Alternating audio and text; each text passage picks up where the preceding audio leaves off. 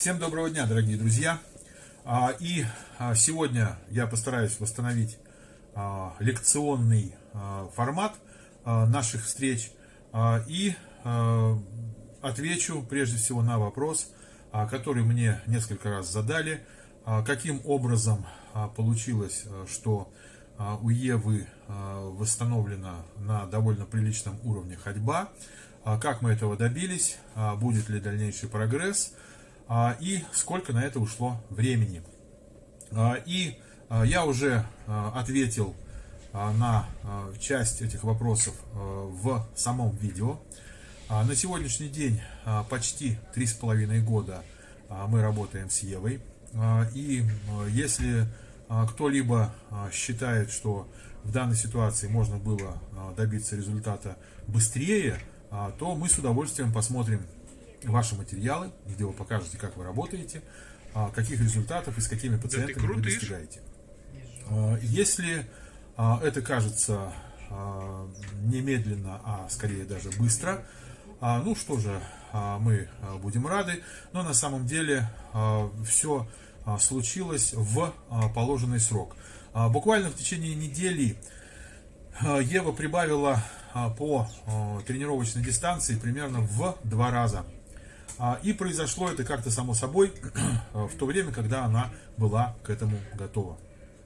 И здесь речь не идет о том, быстро мы восстановили ходьбу или медленно, потому что, собственно, то, что эта ходьба будет восстановлена, совершенно не было ясно с самого начала. И до какого уровня девочка будет восстанавливаться, тоже до сих пор не ясно. Напоминаю, что неврологически у Евы полное нарушение проводимости от верхнегрудного уровня. Уровень поражения C7-TH1.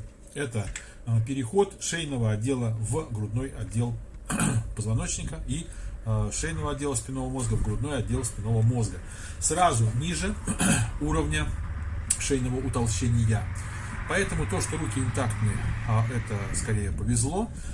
А то, что заново приходилось обучать владеть своим корсетом, животом, поясницей, да, это действительно так.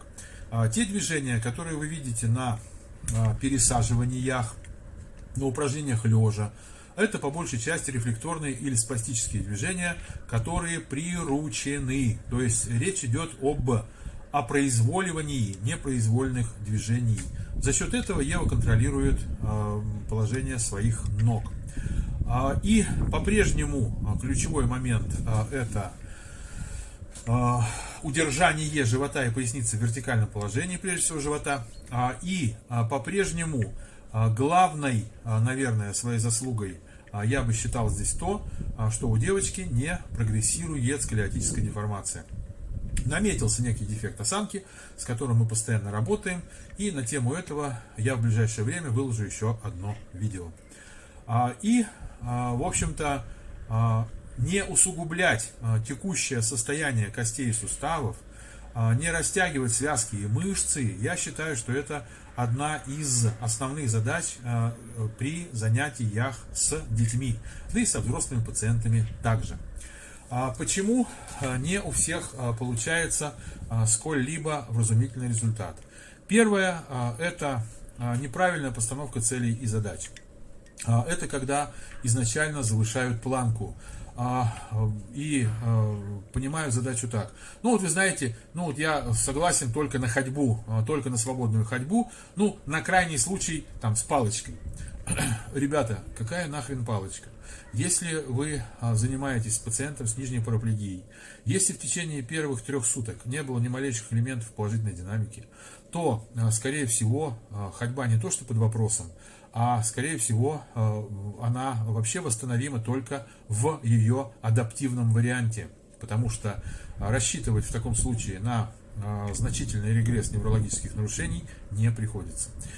И завышенная планка, ранняя вертикализация, несвоевременное обучение ходьбе – это один из основных моментов, которые мешают таким пациентам восстанавливаться. И другие моменты я бы разделил на 2 большие группы. Это первое, что зависит от пациента, и второе, что зависит от медицины. И если есть ваш интерес к этим темам, то я готов продолжать на эту тему разговор и подробно обсуждать все эти аспекты как на социальных площадках, так и в блоге для подписчиков Boosty to Rehab. И я готов обобщить свой 30-летний опыт работы с этими пациентами и рассказать, какие ошибки совершают пациенты, какие ошибки совершают реабилитологи. При этом под ошибками я имею в виду те ситуации, когда специалист или пациент добросовестно заблуждается. То есть я не рассматриваю те случаи, ну или если хотите, рассмотрю их, когда коммерчески обусловленная методика занимает неоправданно большое место на рынке реабилитационных услуг. Итак, жду ваши вопросы, пожелания. С удовольствием отвечу на те вопросы и предложения, которые будут заданы в комментариях. Всем удачи, до новых встреч, пока.